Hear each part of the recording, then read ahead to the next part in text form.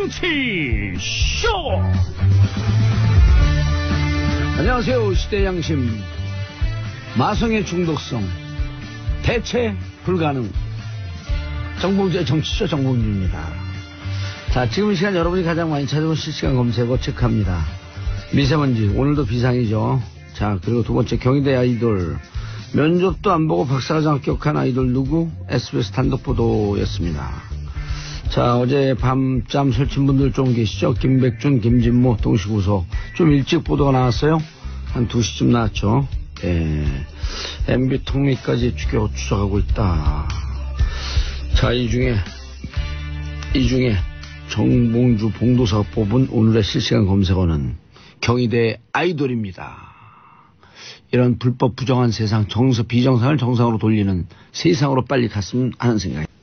정봉주의 정치쇼 1부 순서 들어가겠습니다. 뉴스 브리핑. 미디어 오늘 정상근 기자 자리하셨습니다. 네, 안녕하십니까. 미디어 오늘 정상근 기자입니다. 예. 하세요. 네. 김백준 전 청와대 총무기획관과 김진모 전 민정비서관이 나란히 구속됐습니다. 예.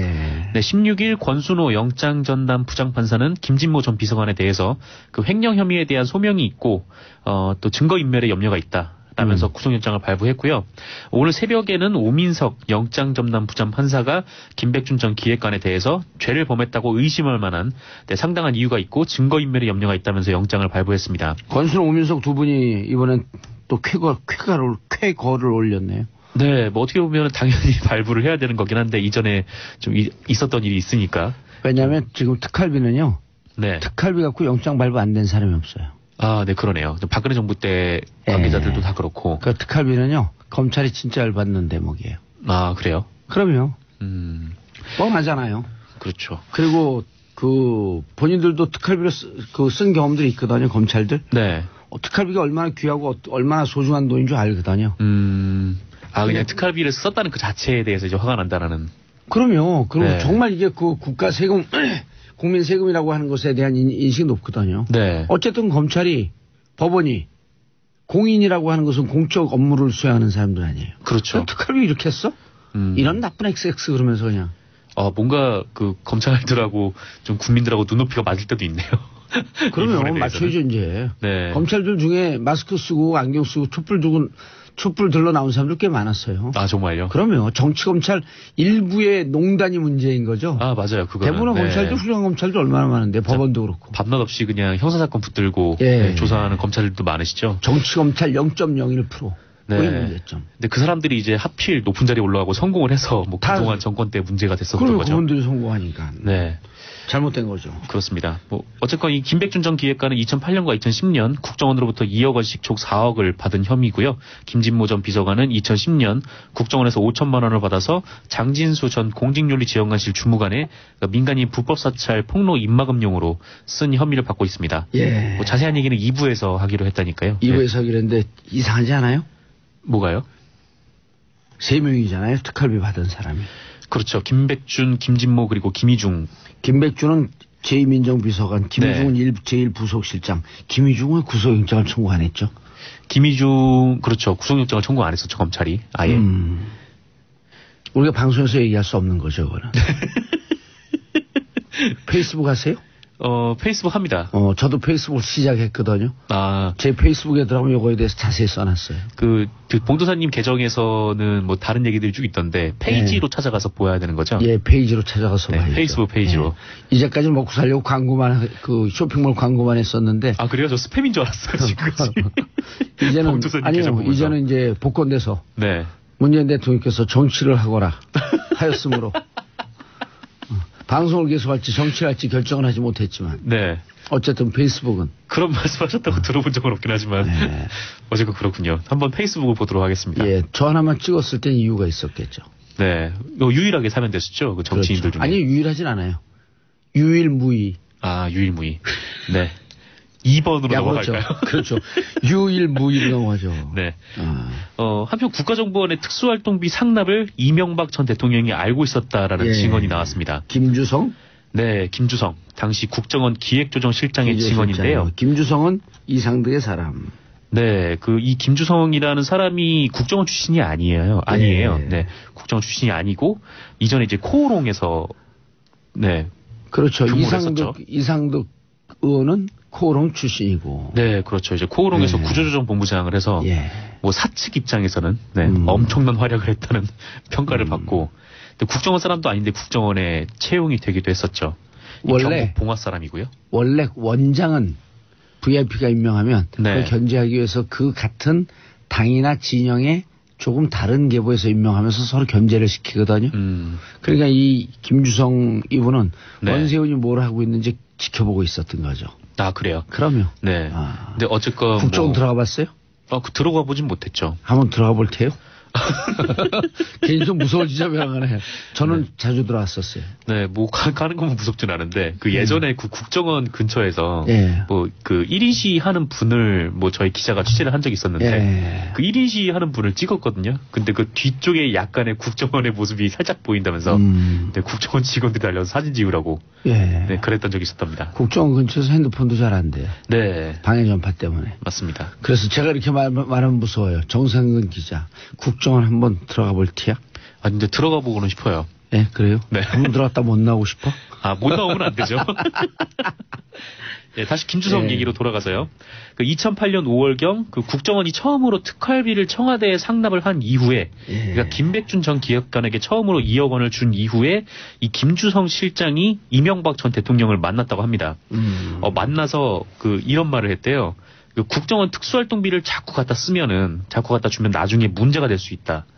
네, 이렇게 얘기를 했다고 김주성 본인이 검찰에 진술을 했다고 합니다. 내가 뭘? 이래이죠. 지금 저렇게 주장하려면 네. 이명박 전 대통령 내가 뭘 난 특활비 들어온 거 알지를 못하는데 난 지시한 적이 없는데 왜 나한테 항의하지? 그렇죠. 이랬어야 되는 거 아니에요? 예, 그렇죠. 만약 그때 그렇게 얘기했으면 김주성 실장이 왜 지금 얘기를 하죠, 그거를? 이게 자수서라고 해가지고 예. 이전과는 좀 다른 자수서 많이 써요, 요즘. 네. 하여튼 그렇게 해서 그 얘기가 좀 나왔다는데. 이병훈과 이병기 뭐죠? 국정원장도 자수서를 쓴 분 있잖아요. 이병훈가요? 어쨌든 둘 중에 한 분이 썼어요. 네, 둘 중에 한 분 썼고, 그리고 최근에 다스 사장, 네, 전 사장이었던 김성우. 네, 김성우도 자수서를 썼었죠. 그렇죠. 예. 어쨌건 이게 불법이라고 대통령한테 분명히 경고를 한 거죠. 이제 김주성 실장은 네. 이명박 대통령에게 분명히 경고를 한 건데, 그 이후인 2010년에도 청와대에서 국정원 특활비를 상납하라 이런 지시가 내려왔고, 예. 그래서 김주성 실장은 이거 대통령 지시구나 라고 생각을 했다고 합니다. 그러니까 당연하게 그렇게 생각이 되겠죠. 본인이 그럼요. 대통령을 독대를 해서 예. 그렇게 얘기를 했는데도 또 불법이라고 얘기했는데도 또 그렇게 지시가 내려온 거 보면. 그럼요. 그리고 검찰은 김주성 실장의 청와대 방문 기록을 확인한 것으로 알려졌고요. 그날 이제 청와대에 들어간 거를 확인을 했다는 거고요. 그리고 이명박 전 대통령의 측근인 류우익 전 대통령 실장도 독대 사실을 인정했다고 합니다. 네, 둘이 만났다라는 거를 인정을 하는 거예요. 예. 하지만 이명박 전 대통령 측은 김주성이라는 국정원 기조실장이 대통령을 독대할 감이 아니다. 이런 위치가 아니다. 그렇게 반박을 했다고 하는데요. 예. 그러면서 이명박 전 대통령 측은 포토라인에 세우기 위해서 짜맞추기 표적 수사를 하는 거 아니냐. 퇴행적인 정치 공작이다. 이렇게 주장을 했다는데. 예. 네, 지금 돌아가는 상황을 보면 이런 국정원 특수활동비 그리고 다스 실소유주 논란 때문에 지금 이명박 전 대통령이 검찰에 출석할 날이 얼마 남지 않았느냐 그런 예상이 나오고 있습니다. 예. 검찰이 안 부를까요? 이명박 전 대통령을요? 예. 근데 안 부를 수가 없지 않나요? 이게 분명한 불법인데, 예. 네, 대통령에게 직접 그거를 보고를 했다는 증언까지 나온 상황에서 안 부르는 게 더 오히려 이상한 것 같은데요. 그런데 아주 멋진 얘기를 했어요. 누가요? 이재호 전 의원이 네. MB는 돈에 대해서 결벽증이 있다. 네. 돈에 대해서 결벽증이 예. 있다. 네. 어떻게 보면 그런 것도 결벽증의 일종이라고 볼 수도 있겠네요. 그렇죠. 네. MB 측근 긴급 회동과 관련해서 이렇게 얘기를 했고요. 네, 15일 날 20명 이상이 모였다고 하죠. MB를 자꾸 건드리면 전쟁이다. 네. 전쟁이다. 오, 이건 무슨 뜻이죠? 그런 얘기를 했어요. 근데 뭐 전쟁이다 뭐 그렇게 하면은 뭐 우리도 뭐 엄청난 걸 폭로할 수 있다 뭐 그런 일종의 뭐 협박 같은 걸로 좀 읽혀지긴 하는데 근데 글쎄요 그 양측이 갖고 있는 좀 무기가 많이 다른 것 같다라는 생각이 좀 들고 아니 전쟁을 입으로 합니까? 그냥 폭로하면 되지. 그러게요. 그래서 네. 문제가 있으면 검찰에 고발하면 되지. 네, 지금 이명박 전 대통령이 이렇게 궁지에 몰린 지가 꽤나 오래됐잖아요. 예, 올해 개띠잖아요. 우리 동네 지나면 잘 짓는 개가 있거든요. 그래서 네. 내가 잘 짓는 개한테 와서 물어라 다리 이렇게 들이밀잖아요. 네. 안 물고 도망가요. 아, 그렇죠.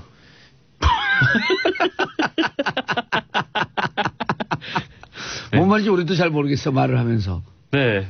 어쨌건 이제 불안감이 엄습해오면서 예. 빨리 다음 소식으로 넘어가야겠다는 생각이 드네요. 아, 돈에 대해 결벽증이 있다. 다른 사람들한테 가는 것을 못 가게 하는 게 결벽증 아닐까요? 그렇죠. 뭐 다른 사람이 손대는 게 싫다. 뭐 그것도 결벽증의 일종이죠. 노타치 결벽증. 네, 그렇습니다. 그것도 결벽증의 일종이죠. 누가 손대면 떼타니까. 네, 내 물건에 막 손대는 거 싫고. 그런 결벽증이다. 네. 정상근 기자의 분석이죠. 그렇게 됐나요? 네, 함정에 빠졌네요. 네. 자, 알겠습니다. 또 네. KTX 승무원 복직기 열리나? 복직길. 네. 아우, 이분들 9년 동안 법정 투쟁하고 고등법원까지도 이겼잖아요. 근데 대법에서 뒤집혔죠. 네. 양승태 대법원장이 뒤집었어요. 맞습니다. 이게 9년 동안 미워. 싸워가지고 1, 2심에서 말씀하신 대로 이겼잖아요. 예. 1, 2심에서 이겨서 그때 4년치 임금, 그러니까 해고된 이후에 당연히 복직을 해야 되니까 그 사이에 이제 부당 해고가 된 거니까 4년치 임금 8,640만 원을 받게 됐었어요. 2심이 끝나고요. 그래서 그거를 코레일에서 지급을 했는데 대법원에서 갑자기 예상외로 뒤집어진 거예요. 이게. 부당 해고로 볼 수 없다. 네, 부당 해고로 볼 수 없다. 그럼 월급 바탕 것도 다 돌려줘야 되는 거예요? 코레일이 그거를 돌려달라고 했습니다. 근데 그 돈만 돌려달라는 게 아니라 이자까지 붙여서 1억 원을 돌려내라. 1억 원가량을 각자 돌려내라고 한 거예요. 각자? 그렇죠. 각자 지급된 돈이 4년치 임금 8,640만 원이니까요. 그러니까 연봉을 한 2천만 원 정도로 계산을 한 거죠. 네, 1억 원을 돌려내라고 했는데 이때가 2015년 1월이었거든요. 예. 그리고 2015년 3월에 한 해고된 승무원이 빚만 남기고가 미안하다 아가야라는 주소를 남기고 3살 아이를 남긴 채 스스로 목숨을 끊는 일이 있었습니다. 네, 그리고 이제 뭐 정권이 바뀌고 이제 지난해 5월부터 이 법원하고 종교계가 나서서 이렇게 해고되고 오랫동안 지내온 사람들에게 돈을 다시 토해내라고 하는 건 너무 과도하다. 복직을 시키지 못할 망정. 네, 이게 너무 심하다라고 해서 이 법원하고 종교계가 같이 그 중재안을 마련을 하기 시작했대요. 그래서 그 중재안이 16일 나왔는데요. 그러니까 이렇게 받은 임금의 한 일정 부분 아주 소량 정도를 돌려주고 좀 이렇게 뭐 화해하는 방안. 네, 그거를 이제 도출을 했고 여기에 대해서 양측이 이의가 없으면은 이 문제가 이제 해결이 될 수 있을 것 같아요. 복직은 안 시키나요? 네, 그리고 이와 함께 이제 철도공사하고 그 철도 노조가 지금 협의를 계속 이어가고 있다고 합니다. 이 KTX 승무원들의 직접 고용에 대한 문제를 협의를 하고 있는데 이 직접 고용 문제를 협의하는 과정에서 그 과거 그 해고된 승무원들에 대해서 좀 복직하는 길도 좀 열릴 수 있지 않을까. 안팎에서 이렇게 좀 기대를 하면서 좀 보고 있습니다. 오용식 전 의원이 지금 임명이 됐나요? 철도공사 사장으로? 철도공사 사장이요. 예, 내정됐다는 기사만 나왔는데 아직 확정이 됐는지 모르겠는데. 네네. 그 3살짜리 애가 지금 이제 6살이 됐을 텐데. 그렇죠. 지금 2018년이니까 이제 6살이 됐겠죠. 네. 그 KTX 여승무원들이 계속적으로 이렇게 파업을 오랫동안 지속하면서 유산을 3번 하신 분도 있으시고. 저는 이렇게 목숨 끊은 소식은 못 들었네요. 네, 굉장히 고통스러운 시간을 많이 보내셨어요. 예. 그러니까 한 공직자를 그렇게 잘못 뽑아놓으면 블랙리스트를 만들질 않나. 네. 그 무슨 소시오패스들 같아요 보면. 사회적 공감 능력이나 이런 건 전혀 없고 그냥 오로지 그냥 권력자에 붙어갖고 권력을 쥐고 휘두르는 것만 맛을 봐갖고. 맞아요. 네. 그 사실 이 KTX 승무원들을 처음에 채용할 때 정규직화를 약속을 하고 채용을 했어요. 그럼요. 국가 그냥 그 공기업이 나서 사기만 치고. 네.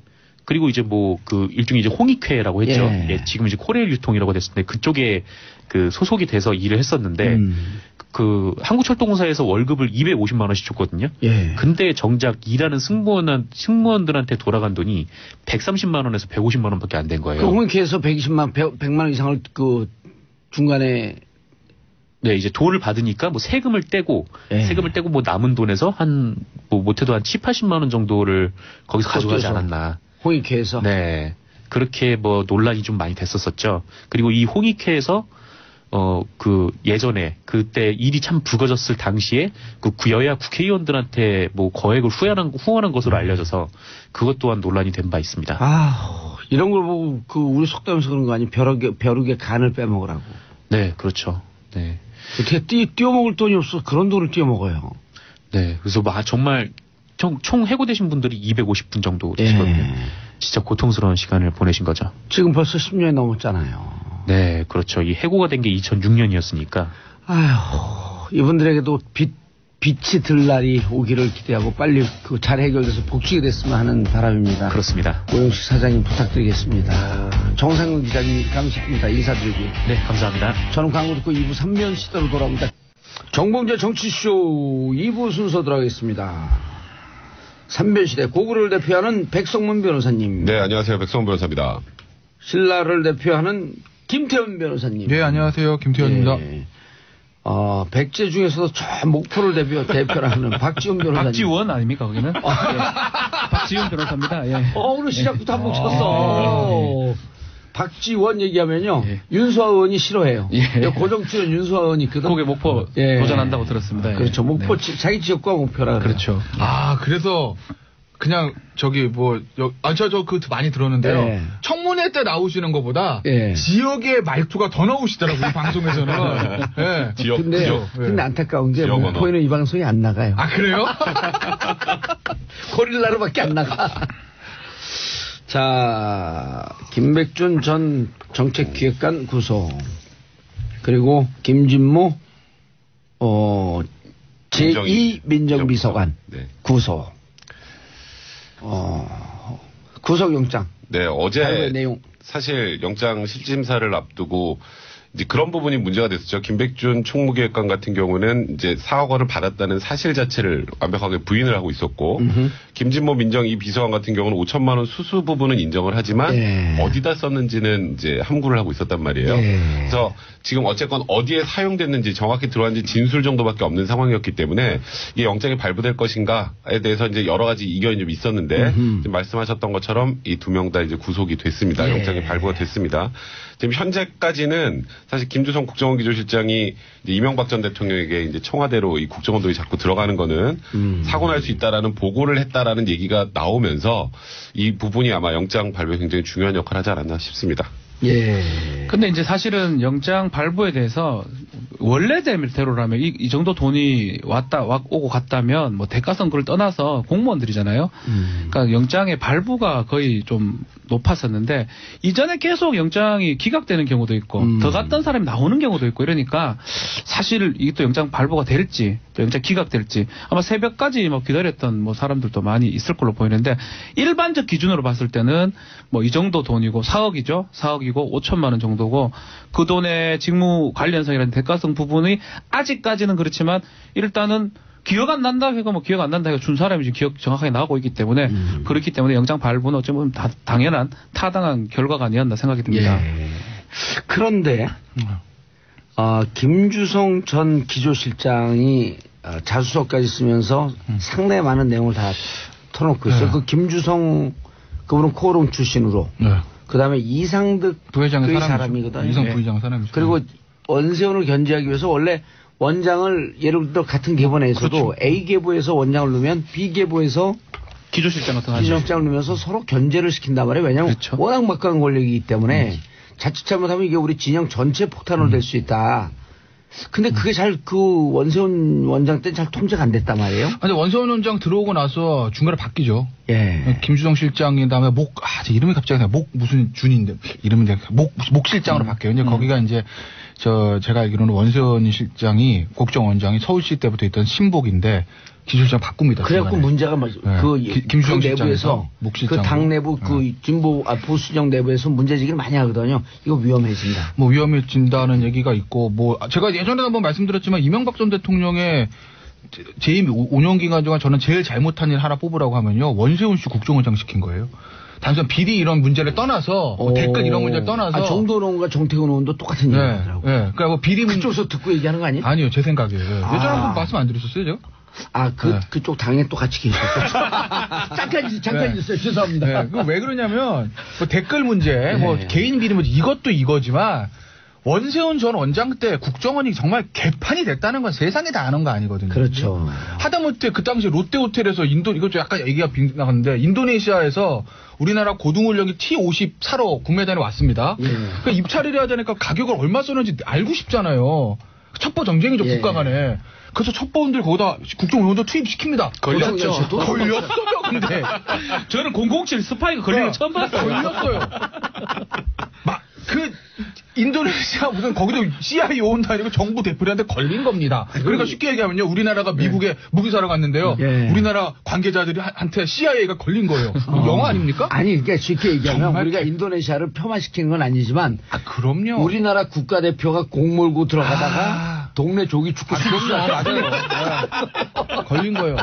근데 그 이유들 중에서 원세훈 전 이건 다 아는 사실이니까 원세훈 원장이 국정원 딱 원장 된 다음에 그 인사를 완전히 뒤집어 놨다는 거예요. 그러니까 예를 들어서 해외에서 좀 쉽게 얘기하면 블랙 요원으로 일하던 사람들 야 너 내근해. 그리고 내근으로 막 계속 이러는 사람들 너 밖에 나와서 총 들고 다녀. 예를 들면 이런 식의 정말 이 순한 인사 때문에 조직이 개판이 됐다는 게 국정원 측 사람들 얘기 아니겠습니까? 그 얘기는 알고 계세요? 국정원에서 서울시에 IO 파견하잖아요. 예? 그 정보용 파견하는데 그 낮은 직급이거든요. 7급인가 이렇게 파견해. 7급인지 6급인지. 근데 원세훈 원장이 서울시 국장 시절에 그 원따로 아니에요. 그분하고 친해지거든요. 그 국정원으로 간 다음에 친한 사람이 그 사람밖에 없으니까 그 사람이 핵심이 돼갖고 모든 인사를 거기서 다 했다는 거 아니야. 그러니까 이 문제가 그때 당시 진짜 심각했던 거죠. 좀 전에 김태균에서 말씀하셨던 것처럼. 네, 벗어났어요. 많이 벗어났어요. 인도네시아로 가가지고. 벗어났는데 어쨌든 다시 주제로 돌아가면 자기 혼자 벗어났네. 주제가 돌아가면 어제 이제 그 흑갈비 사건 같은 경우는요. 뭐 증거인멸 도주력 이런 거 하나도 중요한 게 아니라 결국 소명 문제예요. 이거는 알 수 있겠지만 국정원 특활비 문제이기 때문에 판사가 봤을 때 범죄가 소명된다고 하면 무조건 영장에 나오는 거고 소명이 안 된다고 하면 나올 수가 없는 거예요. 그러니까 증거인멸 뭐 도주력 있다 이거는 뭐 얘가 진짜 뭐 고려가 뭐 얄리얄리 알라성 얄라리 이런 것처럼 붙는 거 뿌렁뿌렁 붙는 거지 아무것도 중요한 게 아니고 미사일도 미사일로 들려요. 소명 여부인데 이게 검찰이요, 이 굉장히 수사 준비를 많이 한 것 같아요. 그럼 왜 제가 그걸 느끼냐면, 금요일날 김백준 기획관 집에 압수수색 됐거든요. 압수수색 바로 들어갔죠. 압수수색 되고 나면은 원래 압수물 분석하는데 시간이 걸립니다. 근데 토요일날 낮에 포토라인을 세웠어요. 한 24시간 정도 지난 다음에요. 그리고 나서 되게 이제 조사가 끝나면, 재조사란말 하든지 그게 아니면 이 조사 내용 분석하는데 하루 이틀 걸립니다. 8시간 만에 영장을 칩니다. 그리고 나서 이제 영장이 발부가 된 건데 그 영장에 나와 있는 그 사실들, 피의 사실들을 보면요. 아주 구체적이진 않아요. 그러니까 그 피의 사실만 보면 검찰이 수사 잘했다고 볼 수는 없어요. 영장 발부되기도 조금 어려울 수 있었어요. 왜냐면은 전략을 딱 세웠죠. 왜냐면 그러니까 김백준 기획관 측에서 어저께 나왔던 적이 날짜, 장소 특정, 날짜 특정도 안 돼 있어. 2008년 4, 5월. 낮과 밤이야. 그것도 없어. 왜냐면 낮, 밤은 중요한 거거든요, 사실은. 돈을 몰래 줄 때. 그리고 장소도 청와대 인근 주차장. 청와대 주변에 주차장이 한두 개야? 지하 주차장. 그 CCTV 많은데도 어떻게 줘? 예를 들면, 박근혜 전 대통령 국제비 사건은 북악스카이에 어두운 밤에 줬다. 이런 게 구체적으로 나와 있는데. 청와대 담벼락에 있어. 이건 그게 없으니까. 차도 빙빙 돌고. 야, 무슨 이게 특정이 돼. 그리고 2010년에 받은 거는 내 얼굴도 모르는 사람의 목소리만 듣고 난 줄 알았다. 이게 말이 돼? 이런 얘기를 했었는데 그래서 아마 국정원 그 어제 영장 피의 사실만 보면은 이게 나올 수 있을까라는 생각이 들었던 것도 사실인데 결정타는 뭐였냐면 김주성 씨 진술 있잖아요. 이명박 씨가 독대했다. 그리고 그걸 요익실장에 확인을 해줬다는 그 진술을 김백준 기획관 조사할 때 꺼낸 얘기가 아니라 어제 영장실질심사장에서 그걸 검찰에 즉석에서 바로 꺼낸 거예요. 그렇게 되면 피의자와 피의자 측 변호인은 당황할 수밖에 없는 거죠. 대응을 할 수가 없었던 상황. 그리고 이제 공교롭게도 그 영장실질심사가 끝나고 2시간 있다가 이 언론 보도로 딱 단독해서 모 신문에 딱 나옵니다. 인터넷에. 한 4, 5시쯤에. 그러면 이제 난리가 나기 시작을 한 거죠. 그러면서 이명박 전 대통령 측 반응도 나오고 김백준 기획관 측도 아마 그 부분에 대해서 대응을 한 걸로 알고 있어요. 추가 의견서 제출. 그런데 그 진술이 아마 저는 영장을 발부하게 되는데 다만 결정적인 이유였고 향후에 김백준 전 기획관은 결국 이제 기소가 되면 재판하지 않겠습니까? 그리고 이명박 전 대통령도 칼끝이 갈 확률이 높죠.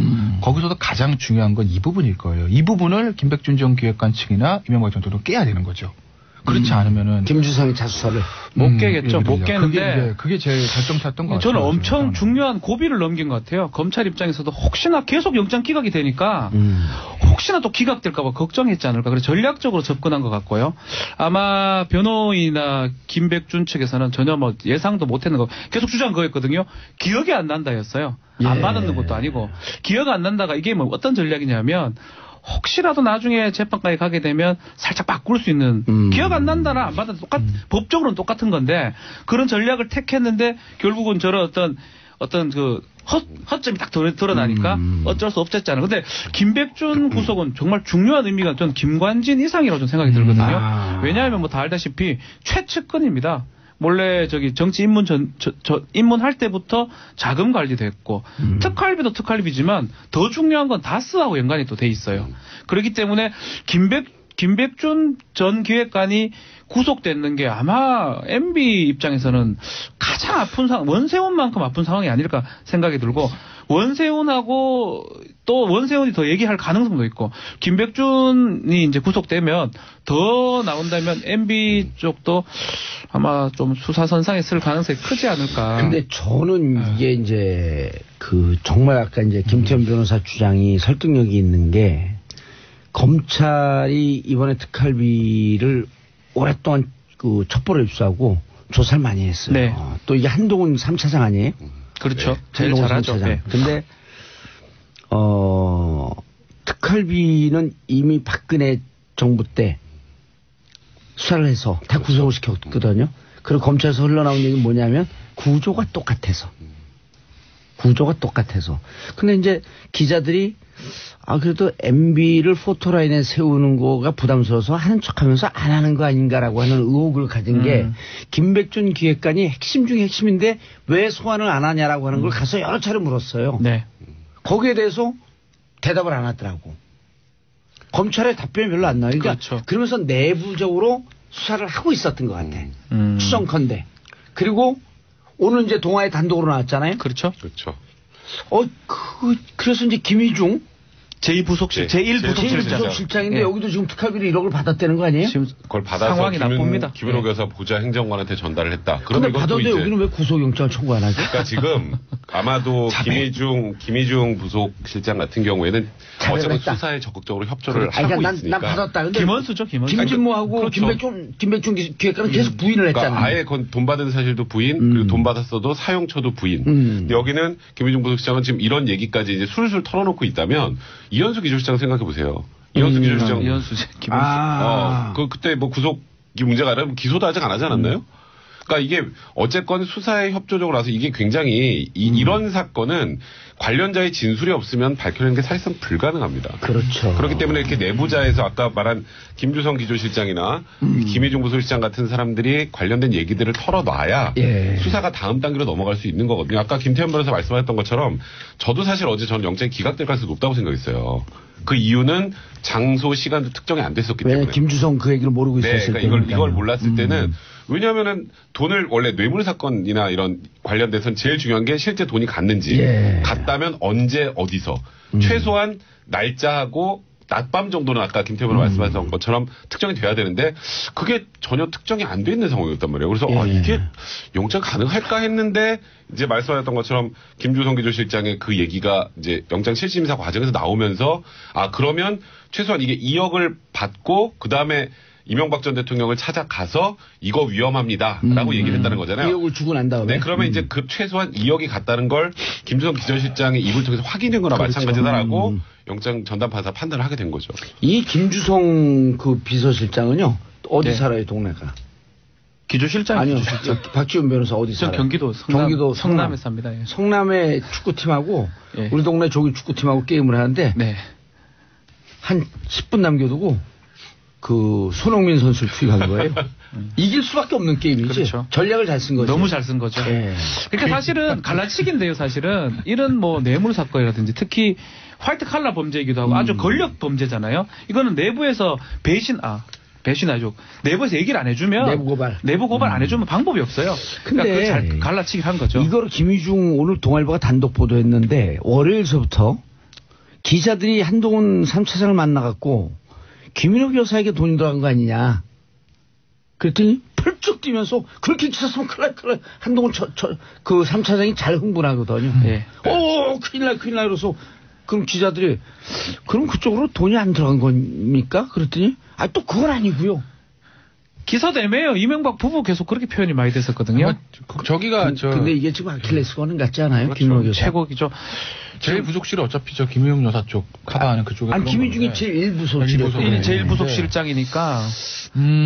일단은 저 부분은 이제 좀 위험하죠 이거는. 위험하죠. 그럼 국민 감정을 슬슬 건드리고. 이게 대통령이 받는 것도 문제지만 우리 박 전 대통령 보면 박근혜 대통령 보면 무슨 뭐 주사 맞는데 돈 쓰고 이게 좀 똑같거든요. 네. 옷 샀을 때 뭐 모르겠습니다. 제가 뭐 알겠습니까? 기념품. 기념품 샀을 때 아니면 순방 갔을 때 여행비로 썼을 가능성도 있고 이런 여러 가지 그런 것들이 만약 드러난다 그러면 이걸 뭐 정치자금, 통치자금 할 수도 없습니다. 해외 나가는데 여행 경비로 썼다는 소리. 그거를 왜 말이 됩니까?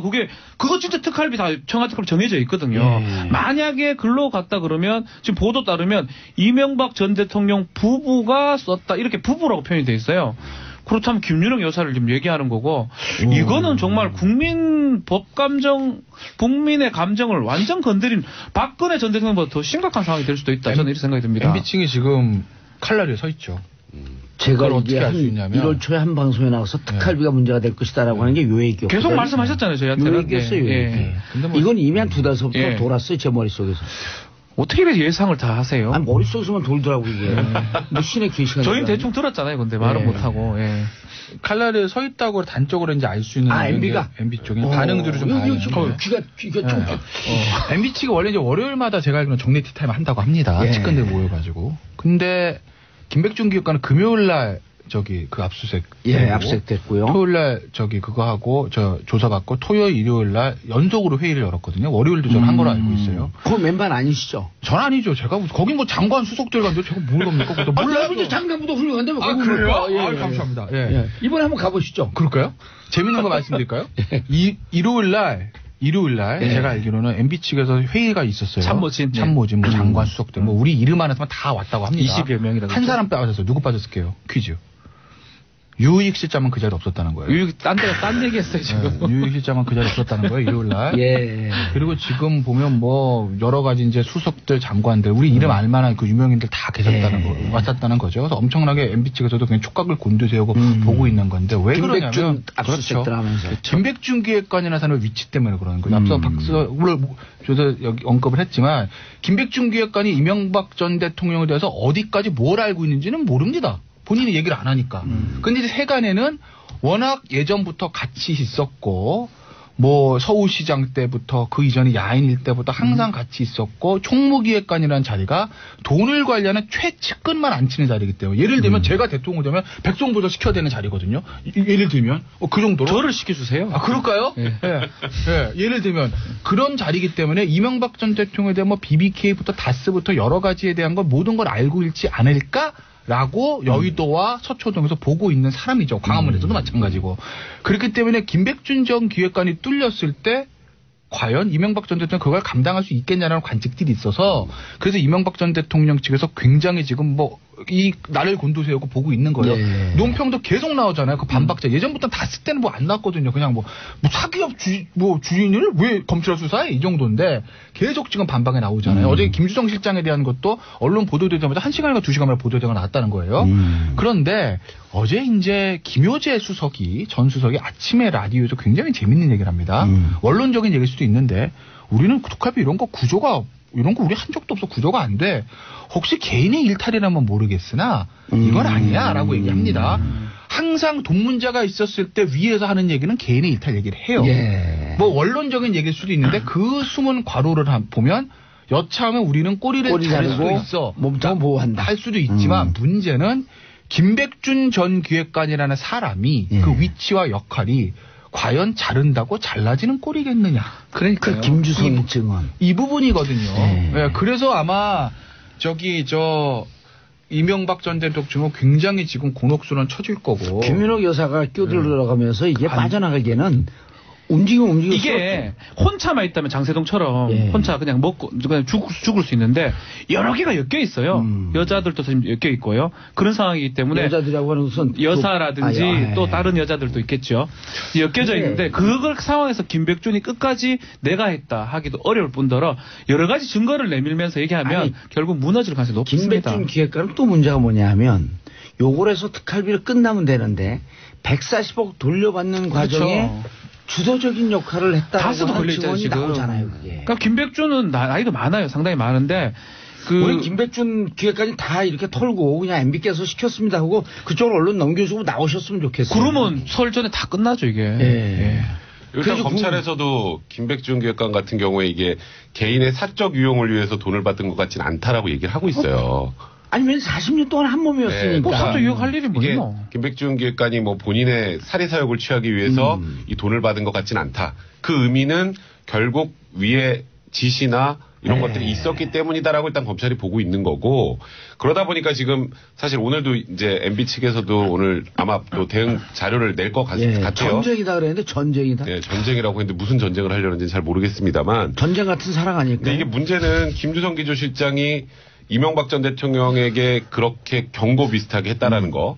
이게 사실로 확인이 되면, 이건 뭐 지금 일단 뭐 류익 실장이 또 확인해줬다고 하니까. 그럼 이거는 이명박 전 대통령이 아예 이 안으로 들어오는 거예요. 이제는 어쩔 수가 없어요.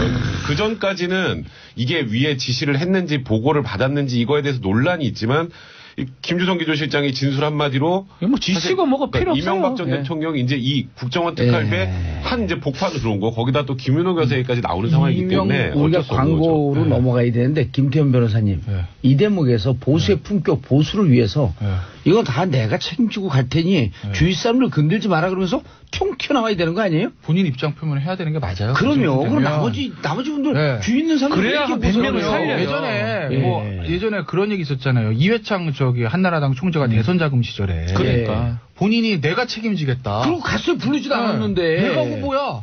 다 내가 시킨 거고 내가 모르는 것도 결국 내가 책임지는 거야. 라는 그런 자세들. 그래야 끝나. 그게 결국은 어떻게 보면 보수에서 아직도 이회창 총재를 조금 그리워한다 편이 있을까요? 일부 그런 사람들 아직도 남아있는 건 이회창 전 총재 그런 모습 때문이거든요. 알겠습니다. 좀 이따 이회창 총재를 한번 연결을 시켜봐야겠는데. 자, 광고 듣고 삼별시대 계속 돌아오겠습니다. 정봉재 정치쇼 3부 삼별시대 계속 이어갑니다. 백성문 변호사, 박준 변호사, 김태현 변호사 함께하고 계시고요. 얘기가 너무 진지하고 깊게 쫙 들어가고 몰입이 돼서 빼놓은 게 있어요. 샵 1035 짧은 문자 50원, 긴 문자 100원. 샵 1035 문자 보내주시기 바라겠습니다. 아까 하던 얘기를 아주 좀 드리면요. 일단 권상부님 가게에서 신랑하고 듣고 있어요. 이만한 방송이 없습니다. 세 분 변호사님 설명 최고. 그리고 다스와 MB에 대해서는 전국 최강이죠. 아니요, 세계 최강. 그렇네요. 우주 최강. 봉도사님. 우리나라 우주 최강. 주진우 기자도 이렇게 쭉 정리하다가 안 풀리면 전화 와요. 이걸 어떻게 풀어야 되냐. 그럼 또 우리 이게 또 무한한 상상력이 있잖아요. 상상이 대충 다 맞아요. 놀랍게도. 이상하게 아무 정보도 없는 상상력이었는데. 정보가 없을까요? 자, 이태님 MB 이야기. 요새 영화보다 더 재밌네요. 그래서 영화가 안 팔려요. 1987 더 많이 봐야 되는데. 신택종님 뇌물 기억 안 난다는 게 말이 되나요? 너무 자주 만나서 기억 안 난다는 건가요? 평생 한 번 있기도 힘든 일인데 기억이 안 난다는 말도 안 되는 소리를 아까 하시던 말씀. 그러니까 이제 MB 측에 또 하나 이제 MB 제가 이제 MB 입장에 대해서 한번 빙의를 생각을 해볼게요. 제가 말 성대모사 해야죠. 다스가 중요하다. 이거 이렇게 하는 거야? 잘한다. 중요하다. 잘한다. 다시 한번 해봐요. 다스가 중요하다. 이렇게 생각합니다. 자동차 시트가 중요하다. 득갈비가 중요하다. 김백준 기획관이 중요하다. 이렇게 하는 거예요? 비싸죠? 잘하네요. 내 MB 내가 할게 앞으로. 또 한번 해봐. 길지가 말이 없다. 이런 생각을 갖고 있습니다. 다스는 이제 걸렸다. 끝났다. 이런 생각을 갖고 있습니다. 그 MB 젊은 시절인데? 아, 그렇죠. 저는 좀 젊을 때 성대모사를 해. 그 예전에 MB가 이거 재미들 이거 한 적 있었잖아요. 여러분 그냥 거짓말인 거 아시죠? 이거. 나 그런 삶을 살지 않았습니다. 거짓말인 거 아시죠? 이게 거짓말로 판명되면 이제 MB는 가는 거잖아요. 제가 이럴 때가 아닌데 지금. 진지 좀 해야지. 진지해야 되는데. 자, 이제 MB 측의 가장 큰 문제가 뭐냐면 제가 MB라고 또 생각을 하면 측근들이 흔들린다는 거죠. 자, 보세요. 전두환 전 대통령. 그 수많은 엄청난 정말 해방 이후 광복 이후 최고의 죄를 저지르면서 불구하고 지금까지 버틴 이유가 뭐죠? 측근들이 버티기 때문이에요. 장세동 전 안기부장 감옥 출감해가지고 어르신께 휴가 다녀왔습니다라고 인사가겠습니다 기자들한테. 그래 어르신, 세동아. 그래 본인은 이러면서 뭐 이런 거. 왜 나만 갖고 그래? 네. 그런데 그대로 그 얘기도 있었어요. 장세동 안기부장 90도 초에 전두환 전 대통령 30억을 줬다는 거예요. 수고했다고. 그래서 그걸 가지고 난 이건 우리 어르신을 위해서 써야 된다고 나중에 한 푼도 안 쓰고 가지고 썼다는 거예요. 야, 이거 참 출마한다 그랬어요. 그래서 네, 그렇죠. 어쨌든 그런데 보세요. 이명박 전 대통령 입장에서 볼게요. 김주정 실장 본인의 형인 이상득 부의장의 사람이란 건 세상이 다 서초동, 여의도, 광화문 다 아는 사실입니다. 돌아선 겁니다. 이명박 전 대통령 기준에서 봤을 때 타불었잖아요. 국민들 입장에서 국민들 품으로 돌아온 거고. 그래서 아까 이명박 전 대통령 입장에서 얘기한 거예요. 결정타죠. 돌아섰죠. 유익 실장 확실히 모르겠어요. 모임에 안 나왔어? 근데 그 모임에 안 나오고 검찰 가서 내가 저기 뭐 그 독재 주선했는데 그렇게 얘기를 했다는 거예요. 그렇죠. 새 몸이 아직 잘 모르겠어요. 원시영 원장 볼까요? 어제 이제 영장실심에서 무슨 얘기가 나왔냐면 검찰에서 무슨 얘기를 했냐면 원시영 전 원장 측에 대한 진술의 신빙성의 문제도 김백준 기획관에서 많이 얘기했어요. 왜냐면 김백준 전 기획관하고 원시현 전 원수예요. 원수. 원수예요? 서울시장 때부터 사이가 안 좋았어요. 그리고 각자 청와대 국정원장 있을 때 소위 말해서 원시현 전 원장이 김백준 기획관 쳐내려고 작업도 한 적들도 있어요. 그래서 김백준 기획관이 얘기를 나랑 둘이 세상 사이 안 좋고 다 알아. 근데 내가 원시현한테 전화해가지고 돈 좀 보내. 그 원시현이 내 말 듣고 돈 준다고? 그게 말이 돼? 그건 말도 안 되는 얘기를 한 거예요. 근데 이제 원시현 전 원장이 줬다고 진술했다고 검찰이 얘기를 하는데 검찰은 무슨 얘기를 했냐면 그 원시현 전 원장 20억 뭐 미국으로 간 돈 있잖아요. 그걸 가지고 검찰이 원시현 전 원장을 네가 썼지? 네 돈이지? 사적으로 썼지? 이렇게 했더니 원시현 원장이 생각하다가 그게 아니고 뭐 청와대에서 시계 돈 없다고 그래가지고 제가 그냥 공금으로 줬는데요? 이렇게 얘기를 한 거라고요. 그러니까 이제 김백준 전 기획관 충분히 그만 내고. 진술의 신빙성 얘기를 한 거예요. 야 말해도 지 살라고 그런 거 아니 이렇게 얘기를 한 거죠. 근데 법원에 안 받아들이는 건데 어쨌든 제가 이 얘기를 하는 이유는 원시현 전 원장도 그 진실일 수도 있으나 어쨌든 이명박 전 대통령 입장에서 보면 살려고 빠져나가고 있다. 불리한 진술이 나오는 거거든요. 이명박 전 대통령 입장에서. 그러니까 측근들이 흔들리기 시작하는 거죠. 원세훈 원장 입장에서는요. 200만 불을 빼돌렸는데 개인 횡령이거나 어쨌든 국고 손실을 제가 되죠. 활동비 아니에요. 그게 수사비라 그랬지 공작비. 그렇죠. 국고 손실이죠. 그렇죠. 재산 국외 도피죠. 이러면 그게 세명천지 밝은 햇빛 보면서 못 나와요. 이제 진실일 수도 있고 본인이 살려고 한 걸 수도 있고 그건 알 수가 없으나 이명박 전 대통령 입장에서 어쨌든 흔들리다고 보는 거고 김희중 실장 넘어가자 영장도 안 쳤어요 지금. 그렇지. 그런데 이 상황에서 이 김백준 전 기획관이 뭘 알고 있는지는 저도 모르겠으나 이명박 전 알고 있을 겁니다. 이명박 전 대통령한테 불리한 거 만약에 얘기한다. 80인데. 78인가? 78. 그러니까 한국 나라 80인데. 한다. 그러면 이거는 이명박 전 대통령 입장에서는 어떻게 될지 아무도 모르는 거죠. 사실 지금 상황에서 김백준 총무기획관이 이제 알고 있는 것들, 뭐 아까 김태현 변호사 말씀하셨던 것처럼 얼마나 많이 알고 있는지까지는 정확하게 알 수 없지만 40년직이잖아요. 이명박 전 대통령하고 또 이명박 전 대통령에 대해서 가장 많이 알 거라고 모두 다 추측을 하고 있는 분이기 때문에. 그리고 잘 아시겠지만 이명박 전 대통령 다스가 김경준으로부터 돈을 그렇죠. 돌려달라고 돌려받는 과정에서 미국에다가 이 민사 재판을 걸어요. 네, 그렇죠. 그 법률 대리인이 김백준이에요. 그러니까 이제 뭐 또 수임료 관련된 의견 네. 나누는 거에서 또 이제 이름이 나오기도 했었고요. 예. 그러니까 이제 이게 다스 문제부터 이 국정원 특활비 문제부터 사실 이게 국민들의 생각에서는 그 뭐 예를 들어서 박근혜 전 대통령 같은 경우에도 계속했던 논리가 나는 돈 한 푼 받은 적이 없어요. 이거는 나는 통치행위고 이건 정치적 탄압이에요. 이게 됐었던 건 돈하고 관련이 그래도 좀 적어서 그래요. 자기 주머니 안 들어가. 근데 맞아요. 특활비 나오면서 끝났잖아요. 무너졌죠. 그러니까 근데 이명박 전 대통령 같은 경우는 지금 이것도 특활비 똑같죠. 예. 거기다가 다스 문제까지 이제 연결이 돼버리면 이거는 이제 보수층에서도 소위 쉴드를 칠 수가 없어요. 이제 이명박 전 대통령을.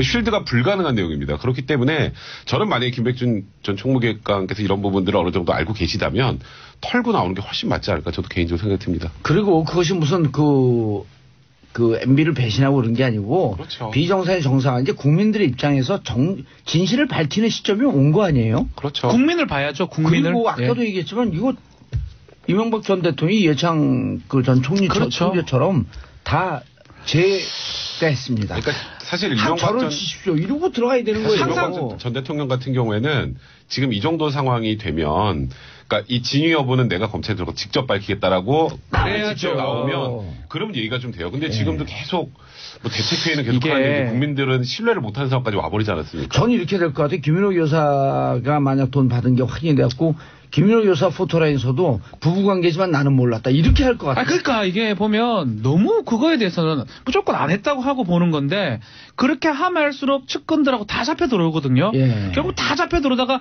가장 측근인 부인까지 잡혀 들어올 상황이 생긴단 말이에요. 그걸 막아야 될 거 아니에요. 각기 조사받은 범죄자의 딜레마. 결국 진실 다 나오는 거 아니에요. 그러니까요. 그러니까 이게 늦었다고 생각할 때가 빠를 때요. 지금이라도 입장 표명하고 내가 조사 받겠다라고 하는 게 오히려 국민 혼란도 줄일 수 있고. 고향도 좀 비슷한데 한번 여기서 호소 좀 하시죠.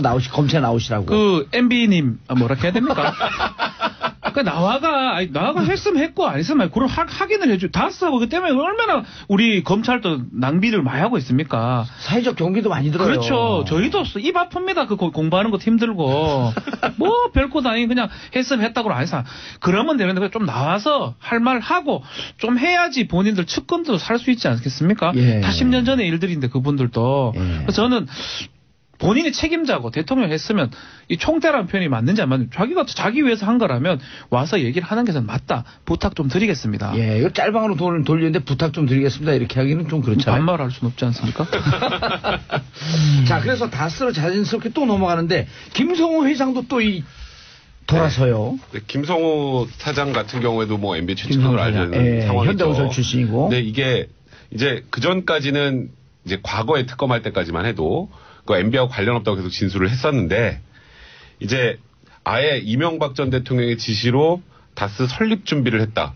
다스 설립 준비를 지시한 사람이 그러면 뭐 어떻게 될까요? 그럼 당연히 실소유자 아니겠습니까? 그러다 보니까 이제 다스도 사실상 이명박 전 대통령의 소유 회사라는 게 점점점 밝혀져가고 있는 상황이고 그 과거에 120억 그 여직원의 개인 횡령으로 봤던 것도 결국 김성호 사장도 관여가 돼 있다는 게 어느 정도 정리가 된 거고 그 상황에서 김성호 사장도 이걸 혼자 다 뒤집어 쓸 수가 없는 상황이 된 거예요. 그러면 우리가 지난 시간 얘기했잖아요. 그렇죠. 결국 어쩔 수가 없어요. 이게 아니 이 120억 횡령에다 그 외에 또 좀 다른 비자금들도 지금 얘기가 나오는 상황인데. 그 2008년이면 아직 이제 공소시효도 살아있어요. 그렇죠. 그러니까 이제 김성호 사장 입장에서도 이거는 더 이상 버티기에는 한계가 왔다. 이거는 진짜 주인이 누군지 알려야겠다라고 한 거죠. 그러니까 이 자수를 낼 수밖에 없는 상황이 되거든요. 그러니까 이게 이제 이명박 전 대통령이 피해갈 수 있는 일이 점점 줄어들고 있어요. 그러니까 단순히 나는 관련 없다. 나는 안 했다. 나는 지시한 적 없다. 이렇게 할 게 아니라 이 관련자들의 진술이 이 정도 나온다면 이제 공식적인 입장이 좀 나올 때가 된 거죠. 이 김성호 회장에 대해서도 3주 전에 김태현 변호사 딱 분석을 한 거예요. 이 자리에서. 제가요? 예. 125 횡령에 걸리는 순간. 그렇죠. 횡령에 걸리는 순간 이거 빠져나가기가 이제는 힘들다. 그게 그 얘기 그 무슨 얘기 그걸 이제 보수 진영 정치 세력에서도 이제 소리 말해 술리치기 어렵다 말씀드린 거잖아요. 그러니까 이게 어쨌든 일반 형사 사건이 아니라 정치인들 관련된 전직 대통령 관련된 형사 사건들은 내 뒤를 나를 백업해줄 수 있는 정치 세력과 여론과 지지자들 얼마나 많냐가 사실 굉장히 중요한 부분이거든요. 그러니까 단순히 이 재판 형량 문제도 있지만 이 나중에 재기의 문제도 있고. 근데 이제 얼마 전에 김성태 원내대표가 그런 얘기를 해요.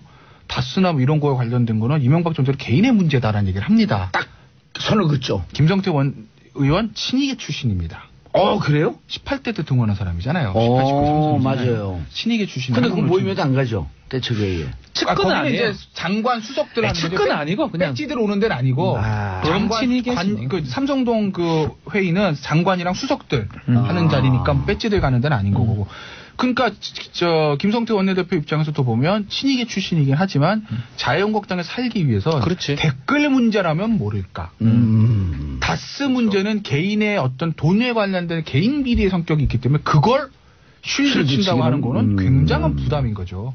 그러니까 자유한국당도 그 부분이 나오면 선을 그을 수밖에 없어요. 그러니까 다스가 연결이 되면 이명박 전 대통령과 우군이 없어질 수도 있는 거죠. 그래서 제가 차라리 이명박 전 대통령은 댓글 문제로 포트를 쓰는 게 낫다라고 제가 말씀드린 거예요. 맞아요. 예.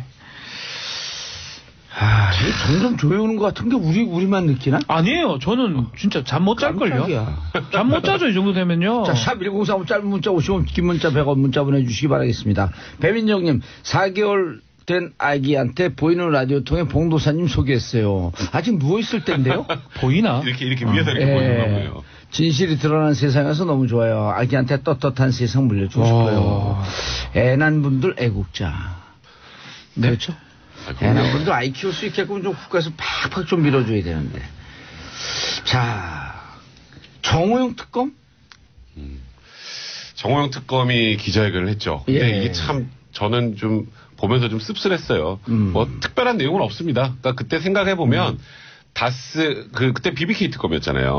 그래서 다스의 실소유주가 누군가는 좀 중요한 이슈긴 했는데 개인이 120억 횡령한 것은 특검의 그 당시에 수사 대상이 일단 아니었다. 그리고 자기가 다 살펴보고 했는데 윗선은 아무 개입도 없이 그냥 그 여직원 개인의 일탈이었다. 근데 우리가 이제 국민들이 이제 그다음부터 난감해지는 건 그 여직원이 아직도 다스를 다닌다는 게 제일 난감한 거 아니겠습니까? 회사 돈을 120억을 빼먹으려고 했던 사람이 아직도 회사를 다닌다는 게. 그러니까 정호영 특검은 그 얘기를 하면서 이제 제일 중요한 게 그거예요. 이제 이게 검찰이 잘못했냐, 그 당시 특검이 잘못했냐. 정호영 특검은 아니 우리 수사한 거 자료 검찰에 다 넘겨줬는데 그 검찰이 그 다음 단계에서 직무유기 한 거야. 라는 주장을 했어요. 임채진 검찰총장 그렇죠. 찍어갖고. 근데 이제 그 당시 검찰은 아니 이 당시에 이 회사 내 물론 특검 회사 대상이 아니더라도 120억 정도 횡령 사건 나오면 정식으로 수사를 의뢰를 해서 그 정상적인 루트를 밟아줘야지 이따만큼 기록만 휙 던져놓고 그냥 그걸 수사 의뢰했다는 게 말이 되느냐. 그러니까 당신이 특수 직무유기를 한 거다. 이 두 개가 지금 맞물리는데 정호영 특검은 일단 내 책임이 아니고 검찰 책임입니다. 그 얘기를 하려고 그날 그렇게 장황하게 기자회견을 한 겁니다. 이게 서로 핑퐁하는 것 같은 느낌이 들어 굉장히 좀 안타까워요. 둘 다 잘못이죠. 뭐 수사 기록을 굳이 얘기를 안 하면서 넘겼다고 정호영 특검 얘기를 하고 있고 검찰에서는 어떻게 다 읽어보느냐 그거를 뭐 이렇게 얘기하는데 120억 정도고 이 정도면 다 쌍방이 알고 있었을 가능성이 높고요. 정호영 특검도 문제고 검찰도 그 당시 사실은 용기 있게 말해야 됩니다.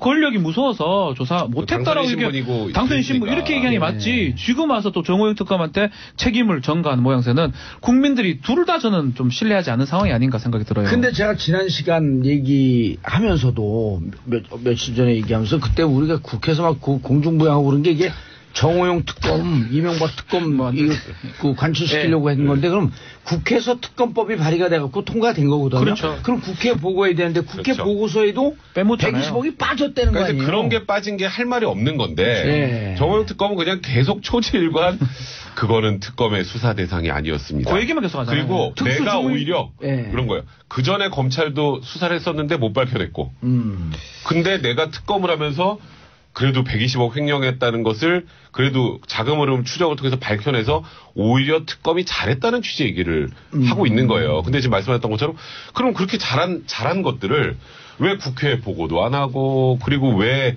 관련해서 또 검찰의 수사를 정식으로 이첩하지도 않고 그러다 보니까 이제 국민들이 의심을 하게 되는 거는 이게 결국은 120억 횡령이라는 게 일개 여직원이 혼자 횡령을 해서 끝날 수 있는 문제가 아니기 때문에 결국 그걸 조사하다 보면 그 당시 당선인 신분이었던 이명박 전 대통령에게 타격이 갈 수도 있다는 것 때문에 고의로 누락한 게 아니냐라는 의혹의 눈초리를 보낼 수밖에 없는 거예요. 그건 특검과 검찰 양쪽 다입니다.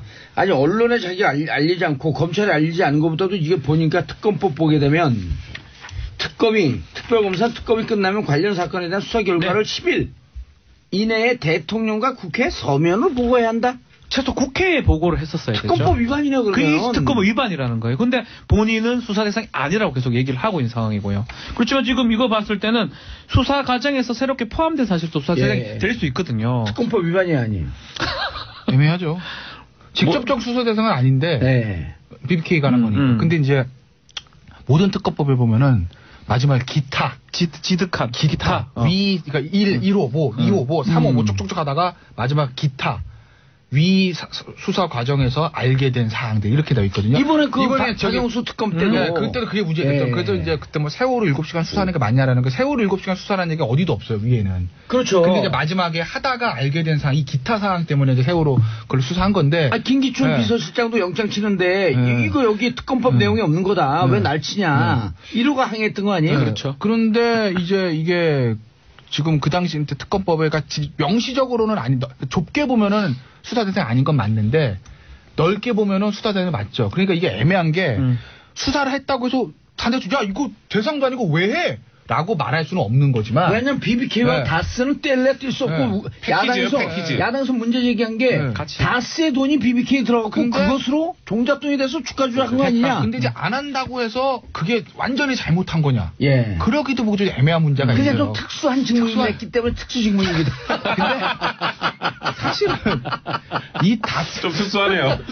아니 결국은 그 당시 다스는 핑퐁인데 특검은 야, 내가 안 하고 난 검찰에다 넘겼어. 검찰이 네가 안 하는 거야. 이거고 검찰은 특검도 제대로 안 한 거야. 이거거든요. 그러니까 보세요. 특검이든 검찰이든 당시에 당선인 신분이고 대통령이기 때문에 못합니다. 이건. 그렇잖아요. 현실적으로. 그러니까 제가 말씀드린 얘기는 용기가 없었다고 얘기해요. 그냥. 네. 그 당시에 정호영 특검을 왜 못했네. 그 당시에 검찰을 왜 못했네. 아무 의미 없는 얘기다. 네? 아니 만약에 까놓고서 정호영 특검을 그 당시에 특수직무기로 이거 처벌하면 지금 뭐 합니까? 그러니까 이건 곁가지고 중요한 건 다스가 중요하다. 이게 진짜 중요한 거라는 거죠. 50보 100보. 그러니까 이명박 전 대통령이 다스 소유주냐 횡령에 관여된 이게 중요한 거지. 그게 본류가 그게 중요한 거지. 정호영 정 특검을 그때 왜 덮은 이건 사실 격가진 거죠. 그래서 저는 사실 그 부분을 개인적으로는 사실 그걸 조사하기 위해서 지금 사실 공소시효 문제가 있으니까.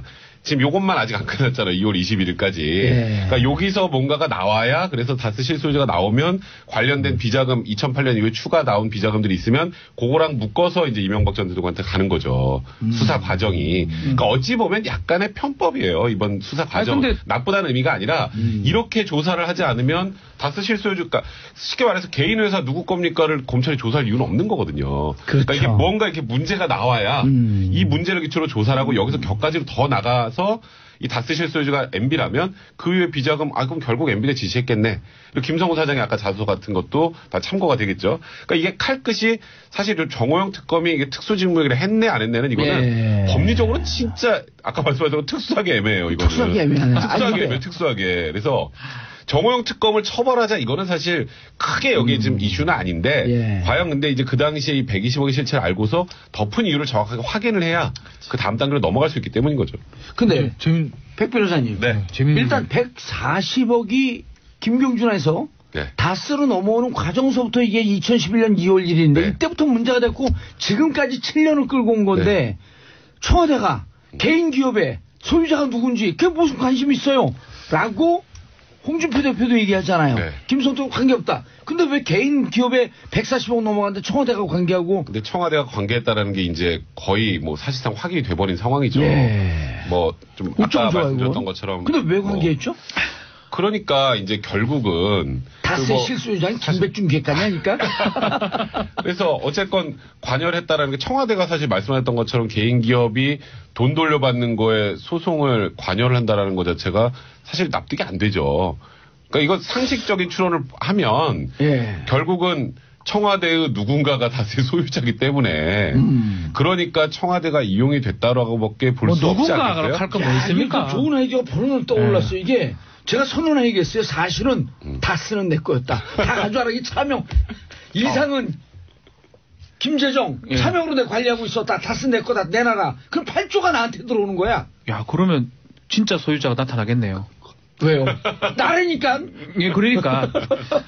야, 그것도 좋은 방법 같긴 합니다.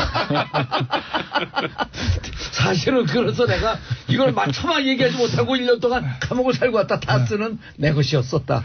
플랜 다스의 길은 나를 위한 곳이다. 그리고 나는 사실은 이명박 대통령과 특수학년인데 그 죄를 덮기 위해서 내가 살고 왔다. 아, 진짜요? 나한테 줘라. 아, 그렇게 하면 얘기해도. 야, 그 8조 중에 여러분 각자 1조씩 나눠드니까. 감사합니다. 예. 저기도 PD도 난살래. 다 나눠줄게, 그냥. 7명에게. 번호표 뽑고. 아니, 그래도 되잖아요. 주인이 없으니까 지금. 그러네요.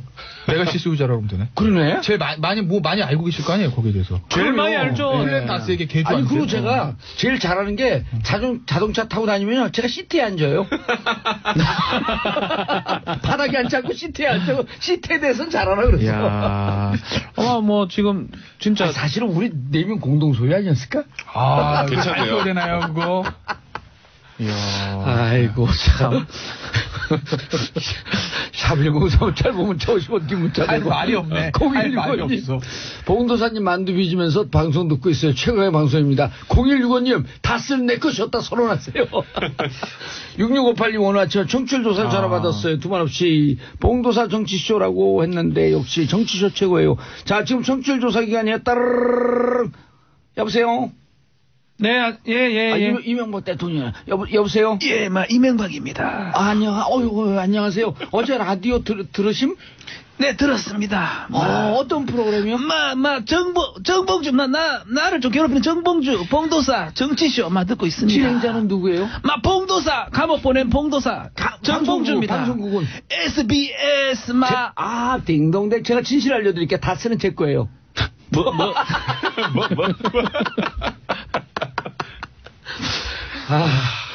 힘들다, 힘들어. 진짜 주인 나타나 좀 카지. 이게 뭐 하는 짓입니까, 우리가? 전 국민이 이게 뭐 하는 짓입니까, 이게? 자, 홍문종, 드디어 우리가 예견했던 홍문종 또 나왔어요. 잘 맞추죠. 예. 우리가 다 맞췄어, 보면. 네. 예지력이 여기서 하는 거 다 나오잖아요. 그러니까 미방위원장. 우리 분명 아무것도 모르고 하는데. 미방위원장. 그러니까 제가 그때 아마 그런 말씀 드렸을 거예요. 이우현 의원이 구속됐을 때 여기서 끝일까? 그렇죠. 왜 이우현 의원이 당시에 경기도 그 전에 우리가 또 한 번 했어요. 전병헌 의원이 로비를 받았다고 한다면 미방위원장 홍문종 위원장은 혹은 당시의 여당은 뭐 그렇죠. 그런 얘기도 그러면서 했었는데 이우현 의원이 나온 거 아니에요? 이거는 지금은 미방위원장 문제는 아니고 그렇죠. 당시에 이제 이우현 의원이 경기도당 위원장 했었고 경기도당 공천관리위원을 했었고 경기도당 위원장은 중앙당 사무총장인 홍문종 의원이었습니다. 예. 그리고 신방내에서 힘으로 보나 실력으로 선수로 보나 이우현 의원보다 홍문종 의원이 저 위에 있는 사람이거든요. 하늘을 내 있죠. 그래서 당시 이제 이우현 의원한테 공천원금을 주는 지방선거 출마 예정자들이 단순히 이우현 의원 하나 보고 좋겠어? 이우현 의원은 뭐 이렇게 대단한 사람이라고?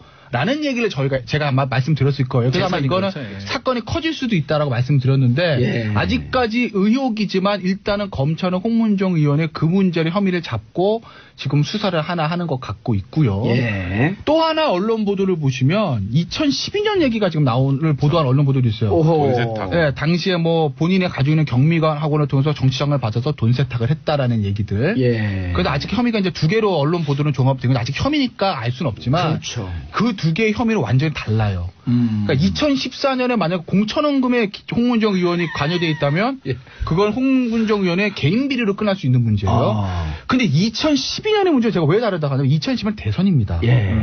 그 불법 정치자금을 만약에 학원을 통해서 돈 세탁을 해서 정치자금을 썼다면 대선 자금 문제예요. 아직까지 추정해요. 홍문종은 당시에 새누리당 조직총괄본부장 했던 사람입니다.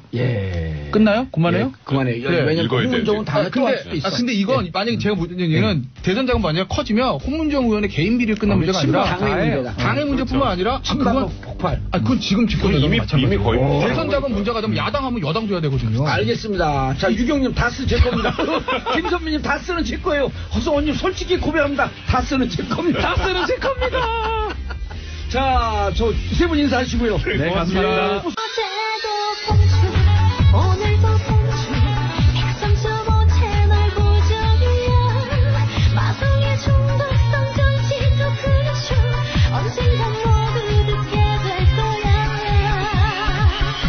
봉주를 봉도사 정봉주와 함께하는 SBS 정봉주의 정치 쇼쇼쇼.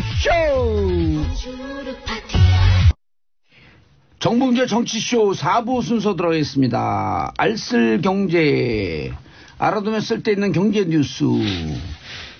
정철진 경제평론가님. 네, 안녕하십니까. 예. 정철진입니다. 권혜리 SBS 보도국 기자님. 안녕하세요. 예. 강남 집값 잡으려다 지방은 첫 번째 이슈. 그렇습니다. 예. 아마 청취자 여러분들도 잘 알고 계시겠죠. 왜냐하면 관련 뉴스들이 쏟아지고 있는데요. 예. 뭐 역대 가장 강력하다는 부동산 규제가 작년에 나왔던 파리 이제 부동산 규제였었는데 그 이후에 실은 서울 아파트 가격은 지금 5%대로 다시 이제 올라가고 있고 강남 같은 경우에는 지금 측정이 불가합니다. 왜냐하면 이게 그 수요 공급의 원칙에 있어서 이제 체결가들이 체결되게 되는데 지금 워낙 나온 매물들이 없어요. 그러니까 공급들이 없기 때문에 과연 이 가격이 실제 가격인지, 그러니까 오히려 더 높은 가격에도 지금 사겠다는 사람들이 나오고 있는 그런 형태고요. 통계치를 보면은 지난 일주일이 굉장히 좀 걱정되는 한 주였었습니다. 왜냐하면 강남구, 송파구 같은 경우에는 주간 상승률이 1%. 였었거든요. 그런데 이쪽 집들은 다 가격이 뭐 15억, 19억, 20억 뭐 이렇게 되잖아요. 그럼 1% 오르면 얼마 오른 거예요? 엄청 오른 거죠. 거기서 봐도 알 수 있을 거 아니에요. 10억이면 1,000만 원 오른 거죠. 1,000만 원. 네, 그런데 일주일 이게 만에. 이게 그 1,000만 원을 생각할 수가 없는 게 전체 평균에서 이 한두 건 거래에서 끌어올렸기 때문에 실질적으로 전체 평균을 끌어올리려면은 아마 지금 일주일 새에 1억 정도 오른 아파트들 쉽게 볼 수가 있고 이걸 약간 한 달?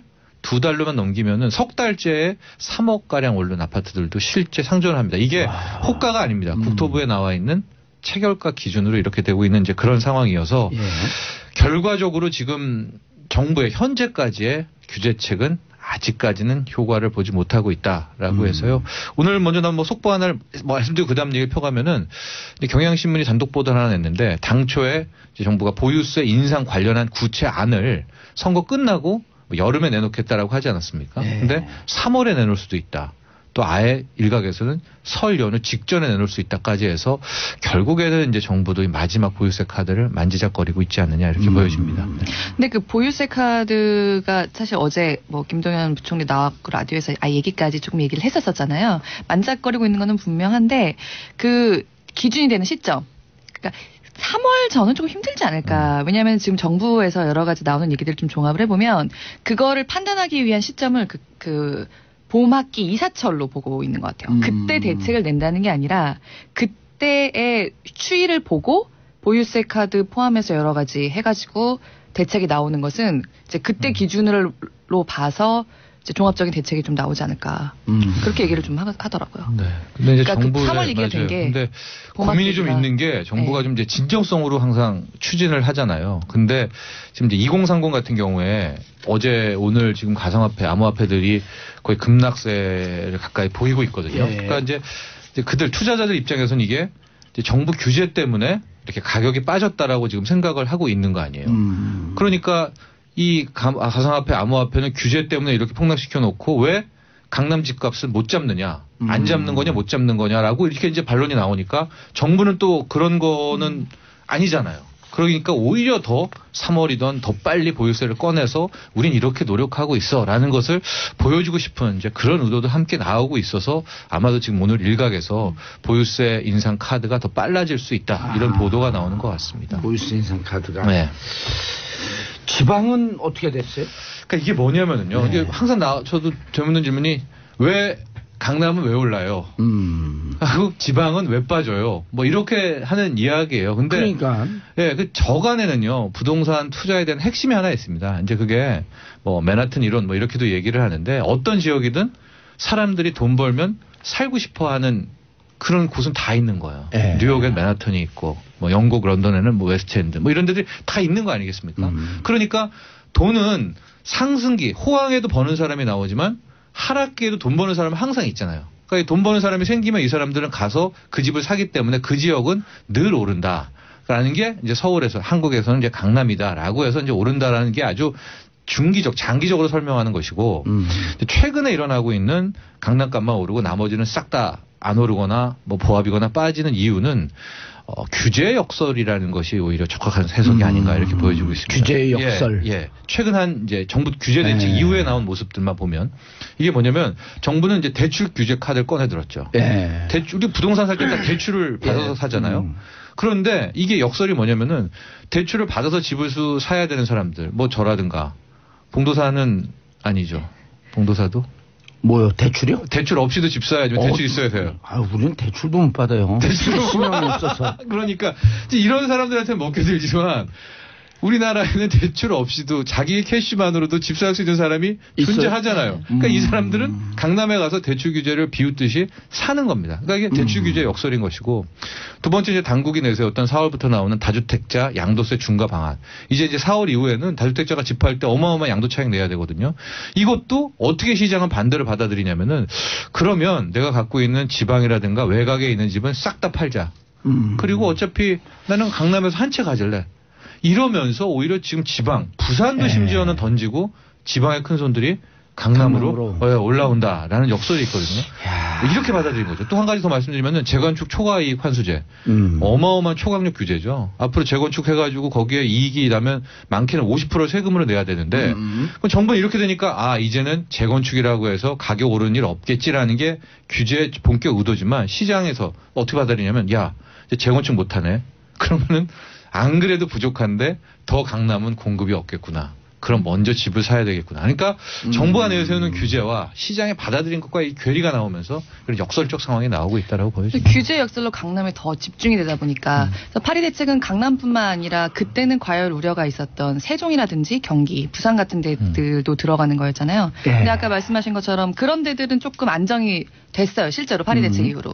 근데 강남에는 더 집중이 되는 거죠. 그 외 지방 지역 사실 파리 대책 나오고 나서 지방이 쓰러졌다 이런 기사들도 나오면서 정부가 굉장히 민감하게 좀 반응을 하긴 해요. 그렇죠. 어제 국토부에서 해명자를 냈고요.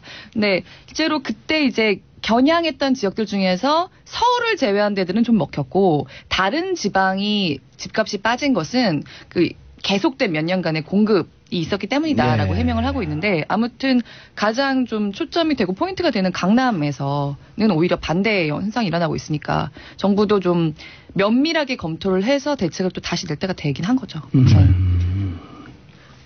박 의원님 집값 절대 안 내리죠. 수요가 있는데 내릴까요? 친구가 송파 6억에 분양받아서 작년에 12억으로 올랐는데 지금 더 올랐대요. 그들만 내리죠. 네.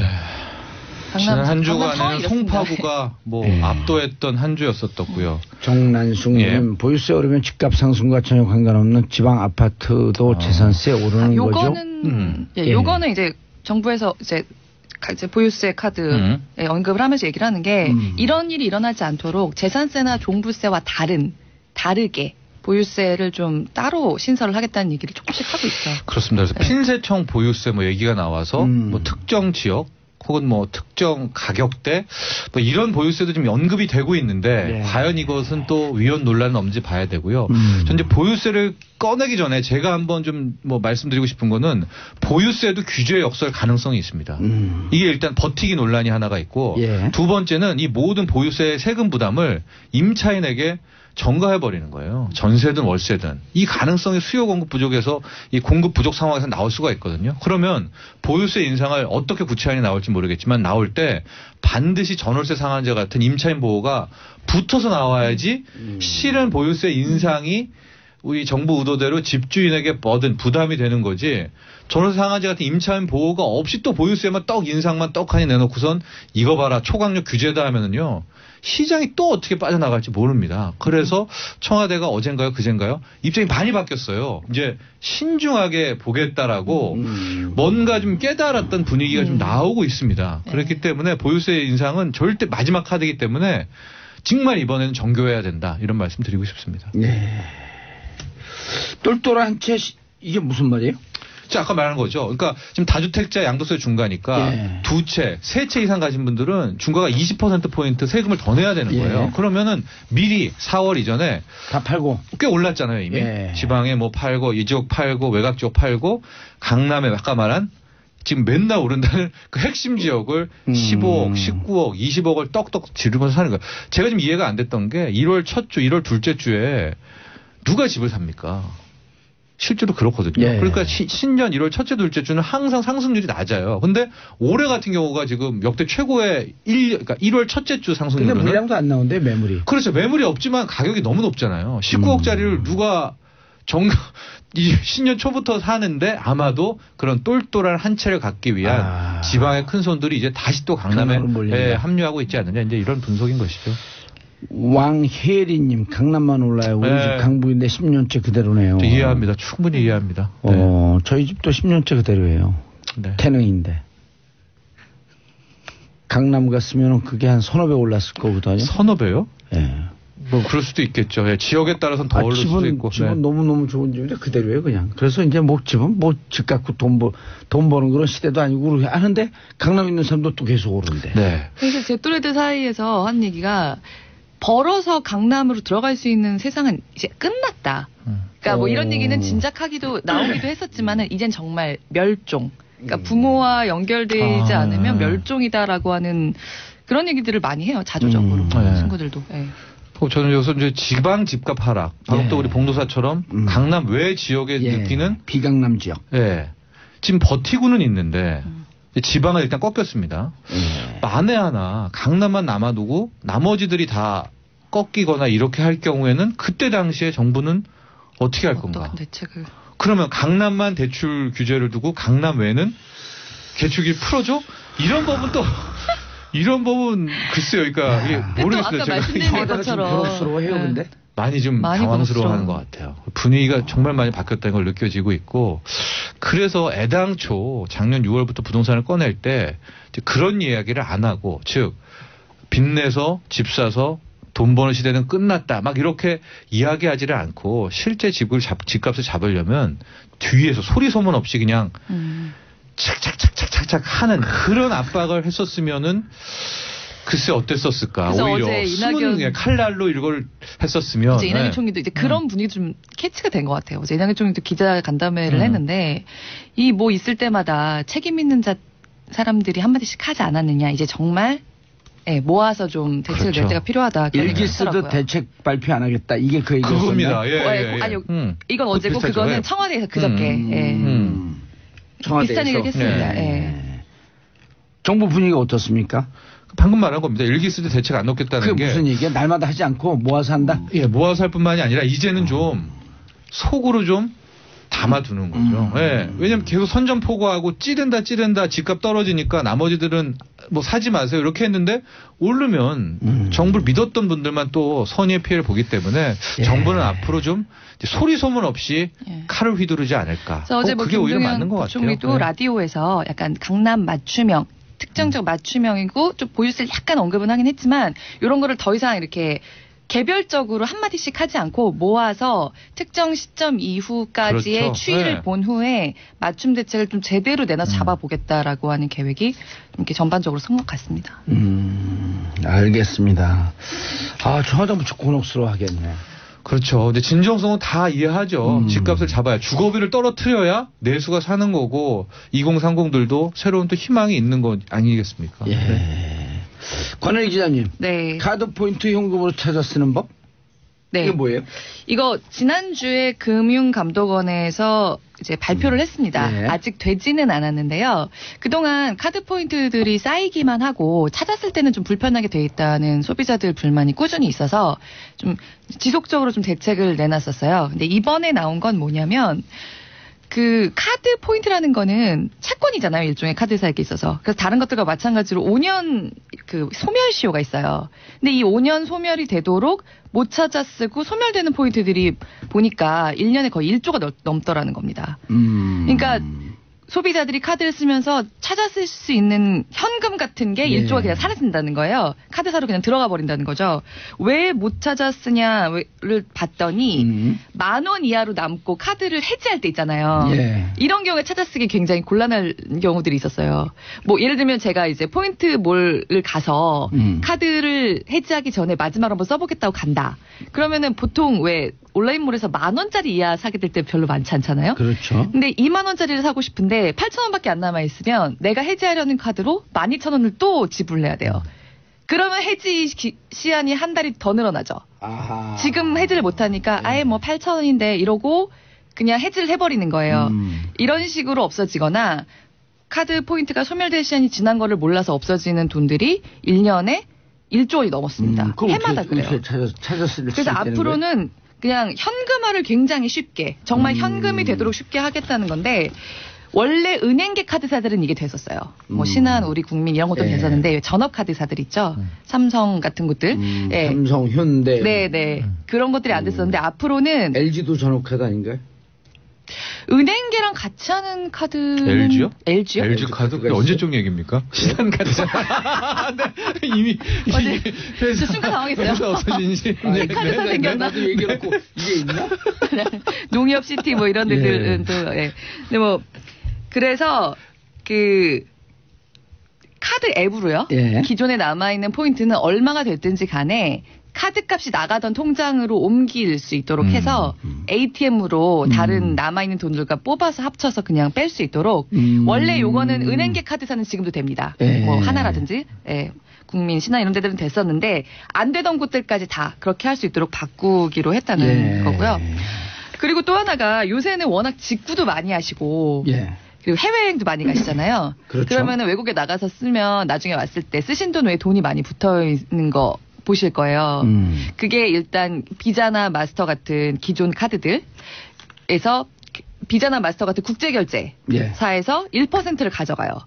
거기에다가 우리나라 카드사들이 수수료를 또 더 붙인 게 있었습니다. 그러니까 비자 마스터에 나가는 수수료에 국내 카드사 수수료도 붙는 거죠. 요거는 국내 카드사 수수료는 붙지 않게 하기로 또 바꾸기로 했습니다. 네. 근데 사실 비자나 마스터 말고 BC 카드 쓰시면 이 국제결제 수수료 안 낼 수 있긴 합니다. 네. 아니 그러니까 기존에 썼던 수수료도 좀 줄면은 어쨌든 우리 일반 소비자들한테 혜택이 돌아오는 거네. 그렇죠. 그러니까 외국에 나가서 앞으로 쓰시게 되는 돈 나중에 명세서 온 거 보시면은 전보다 수수료가 좀 덜 나가게 된다고 할 수 있겠죠. 네. 자 그러면은 또 다른 거는요. 네. 그런 게 그래서 제가 사실 요걸 좀 말씀드리고 싶은데 그러면 나한테 얼마 포인트가 있는지 일단 확인을 하셔야 될 거 아니에요. 확인 잘 안 돼. 네. 지금 인터넷 검색창에 카드 포인트 통합 조회라고 해보시면 카드 포인트 통합 조회 30초 안에 확인하실 수 있어요. 가입하실 필요도 없고요. 이게 카드포인트.or.kr이라고 여신협회에서 운영하는 사이트입니다. 근데 가서 그냥 내 이름, 주민등록번호 치면 근데 문제는 그래서 내 주민번호를 알고 있는 가족이 내 카드 포인트를 알 수 있을 정도로 다른 쉽게. 휴대폰 인증 같은 것도 필요 없이 들어가면 바로 볼 수 있어요. 저 이거 들어가 봤더니 저는 딱 2만 원 있더라고요. 지금 안 쓰는 카드 포인트에 딱 2만 원 어치가 8,000원짜리 하나, 12,000원짜리 하나가 있어서 근데 보니까 이게 올 3월 소멸 예정인 거예요. 근데 제가 아까 말씀드린 그 카드 포인트를 현금으로 굉장히 쉽게 바꿀 수 있는 그 전환이 지금 시스템 구축 중이거든요. 요게 빨라야 4월이에요. 그럼 3월에 다 날아가네? 네, 그래서 저는 이걸 합쳐가지고 합쳐서 쓸 수 있는 몰에서 쓰려고요. 방금 말씀드린 여신금융협회 카드 포인트 조회는 말 그대로 협회에서 운영하는 것은 조회만 돼요. 근데 요새 굉장히 상업적인 앱들, 뭐 카드사라든지 그러니까 통신사라든지 아니면 뭐 인터넷 같은 데서 이렇게 조회해서 찾은 카드 포인트들을 합쳐서 쓸 수 있는 몰 같은 거 많이 운영을 합니다. 핸드폰에 왜 기본적으로 다운받을 수 있는 앱 중에도 그런 거 좀 있어요. 뭐 땡립이라든지 모렛이라든지 뭐 펫땡코라든지 이런 많이들 쓰시는 앱에서 이렇게 조회한 카드 포인트들 합쳐서 다른 걸로 전원해서도 많이 쓰실 수 있거든요. 그러니까 오늘 한번 조회해서 일단 찾아보시면 카드 좋을 것 같아요. 포인트 통합 조회. 네. 이걸 검색하면 돼. 카드 네네. 포인트 통합 조회. 그러니까 3월이나 4월까지 소멸되는 포인트들 있으신 분들은 그 현금화 혜택 못 누리실 수도 있으니까 그 전에 찾아 쓰시면 좋을 것 같아요. 코스닥 16년 만에 900선 돌파. 지금은 다시 빠졌더라고요. 어제 900선을 돌파를 했었는데 우리가 900이라는 지수대를 본 게 월드컵 있었던 2002년 3월 때였으니까 16년 만에 다시 온 거예요. 이 가상화폐가 빠져나가고 그쪽으로 간 거예요? 아니죠. 그러면 다른 라운드가 오히려 개인 돈은 여기서 빠져나가서 가상화폐로 가는 것이고 그리고 코스닥은 갑자기 왜 이러냐. 실은 작년 하반기부터 코스닥이 많이 올랐는데 요번 한 달 동안에 한 17%가 올랐습니다. 그럼 왜 순간적으로 한 달에 시장이 17%가 올랐는가? 바로 정부가 내놓은 코스닥 활성화 대책의 구체안이 이제 나오게 된 거죠. 그래서 그 힘에 힘입어서 올랐다라고 볼 수가 있는데 그 내용이 되게 많습니다. 뭐 상장 요건을 완화한다라든가 코스닥에 투자하면 연기금들 평가 점수 높여준다는 게 있는데 핵심 중에 하나가 KRX 300이라는 게 있어요. 예. 이게 이제 벤치마크, 그러니까 평가 기준을 하나를 새롭게 마련을 해서 연기금이라든가 기금은 이걸로 평가한다라는 건데요. 이게 약간은 어렵습니다. 이게 뭐냐면은 현재 우리 국민연금이 주식 운용을 하잖아요. 예. 평가를 뭘로 받느냐? 코스피 200. 그러니까 쉽게 말해서 코스피보다 잘했냐 못했냐를 해서 코스피보다 잘했으면은 잘했다. 못했으면 너 왜 이거보다 못해라. 그게 기준이거든요. 예. 근데 현재 기준에는 코스닥이 없잖아요. 그러니까 연기금 입장에서는 코스닥을 살 필요가 없죠. 그런데 이번에 새로운 지수가 2월에 오픈이 되면 그걸 보면 300개 종목 중에 코스닥이 거의 한 70개가 들어갑니다. 그러면 이거는요. 연기금이나 큰 손들 입장에서는 의무적으로 70개 중에서도 시가총액 높은 10개는 일단은 선취매를 어마어마하게 해놔야 돼요. 그래서 국내 기관이랑 외국인들이 여기에 뛰어들어가지고 지금 코스닥을 높여놨는데 일단 돈이 돈다 이런 거죠. 일단 사놓고 보는 거죠. 사놓고. 네, 사놓고 보는데 여기서 문제는 또 뭐냐면은 시총 상위 중에서 대형 바이오만 지금 디립다 또 샀어요. 디립다는 뭐예요? 왕창. 왕창을 산 거예요. 그래서 뭐 셀로 시작되는 대형 바이오주의 뭐 3인방 같은 바이오가 경우가 완전 지금 그 고공행진이라 그러더라고요. 한 달 새 뭐 90% 상승률. 그러니까 암호화폐가 버블이다 투기다 하는데 또 이 한 달 새 모양을 보고 있으면 이 바이오주도 또 비슷한 속성이니까 이렇게 돼서 일단은 여기까지 올라왔는데 제가 뭐 드리고 싶은 말씀은 코스닥 활성화 대책은 좋으나 과연 이게 이제 앞으로 3월, 4월까지도 그 힘을 유지할 수가 있을까? 그러니까 국민들이 나의 국민연금을 가지고 코스닥 종목을 산다는 것을 용인할 수 있을까라든가. 예. 지금 외국인들이 좀 사지만 기사님 이만 보세요. 이거 일단 보시고요. 네. 외국인이 또 빠져나가면 어떨까라는 겁니다. 네. 김덕희님, 정봉주 정치쇼 대단해요. 카드 포인트 통합 조회 사이트 접속한대요. 청취자들 접속이 폭발력인가 봐요. 그래도 한번 해보세요. 카드 포인트 통합 조회. 네. 두 분 인사하시고요. 끝났어요. 감사합니다. 예. 저는 내일 10시 5분에 다시 돌아옵니다. 카드 포인트 통합 조회 다시 한번 검색해 보시고요.